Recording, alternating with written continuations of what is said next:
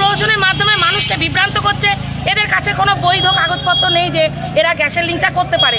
যখনই কাগজ দেখতে চাইছে এরা কাগজ দেখাতে নারাজ। আর এদিকে একটা প্রহসন তৈরি করে মানুষকে বোঝাতে চাইছে যে এরা মানুষের পরিষেবা দিতে চাইছে, আমরা দিতে যেন বাধা দান করছে। আমরা বলেছি কি সমস্যাটা আজকে আবার এটা আমরা বলেছি আপনারা মাননীয় পৌরপতির সঙ্গে কথা বলুন, অথবা গ্যাসের যে ডিস্ট্রিবিউশন আছে সেই ডিস্ট্রিবিউটারদের সাথে কথা বলে আপনারা সেই ডিস্ট্রিবিউটার অফিস থেকে হোক বা তারা আমাদের একটা নোটিশ দেওয়ার মাধ্যমে হোক তারা জানাক যে এটা কিভাবে বায়োমেট্রিকটা হবে। এভাবে যে কেউ আধার কার্ড নিয়ে এভাবে বায়োমেট্রিক করতে পারে? আপনারা বলুন তো। আধার কার্ডের ডকুমেন্টস চলে যাচ্ছে, বায়োমেট্রিক না কি করছে? এইভাবে যে মানুষের যে সুরক্ষাগুলো, মানুষের যে ডকুমেন্টসগুলো একজন মানে আমি জানছি না আমি কাকে দিয়ে দিচ্ছি। এটা নবদ্বীপে সর্বত্র হচ্ছে না শুধু এই ওয়ার্ডেই হচ্ছে? আমরা যেটুকু খবর পাচ্ছি সর্বত্রই এরা করার চেষ্টা করছে।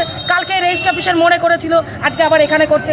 আমরা জিজ্ঞাসা করতে আসে আমাদের প্রবীণ কাউন্সিলর আছে অনুরাধা মুখার্জি, তার দিকে অভব্য আচরণ করে, উল্টোপাল্টা কথা বলা, আঙুল তুলে কথা বলা, প্রতিবাদ করে। আমাদের এই যে 14 নম্বর ওয়ার্ডের আমাদের বুলা ব্যানার্জি, সুব্রত ব্যানার্জি তাকে রক্তাক্ত করে দিল। তারাও অভিযোগ করছে তাদের এক মহিলাকে মারধর করা হয়েছে আপনাদের দলের লোকেরাই।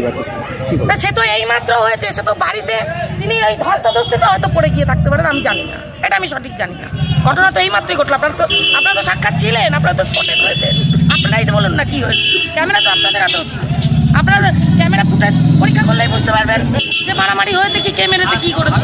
আমরা গতকাল 2 নম্বর ওয়ার্ডে আমরা রান্নার গ্যাসের সঙ্গে আধার কার্ডের লিঙ্ক আমরা জানি সারা ভারতবর্ষ জুড়ে চলছে। শুধুমাত্র নবদ্বীপে 4টে ডিস্ট্রিবিউটার এই কাজটা করছে না।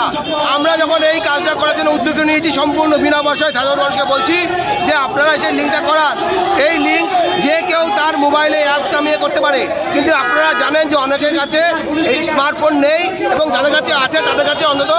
আজকে কি সমস্যা হয়েছে? আজকে আমরা যখন এই লিঙ্ক করাচ্ছিলাম তখন পুলিশ আছে, নবদ্বীপ থানা পুলিশ, এবং তাদের সামনে তৃণমূলের 4টে কাউন্সিলর তাদের গুন্ডা বন্ডা নিয়ে প্রচুর কয়েকশো গুন্ডা নিয়ে আমাদের উপর চড়াও হয়, আমাদের মহিলা কার্যকর্তা তার উপরে চড়াও হয়ে রক্তাক্ত করে তাকে মেরে কাউন্সিলরের সামনে আমাদের সুজিত বিশ্বাস সহ সমস্ত কার্যকর্তাকে মারধর করে। তৃণমূল দাবি করছে আপনাদের কোনো অনুমতি বা কিছু আছে?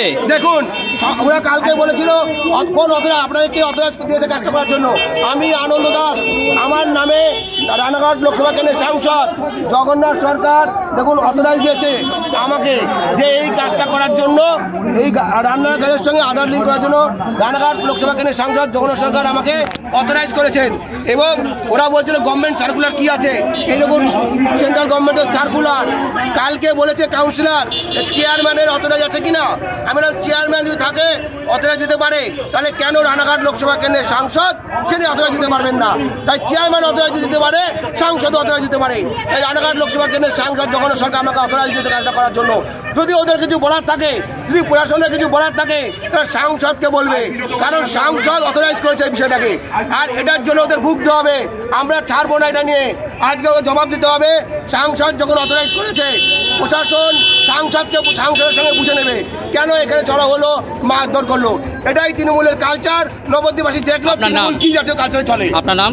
আমার নাম আনন্দ দাস, আমি নবদ্বীপ উত্তর মন্ডল প্রাক্তন সভাপতি, বর্তমান জেলা কমিটির মেম্বার।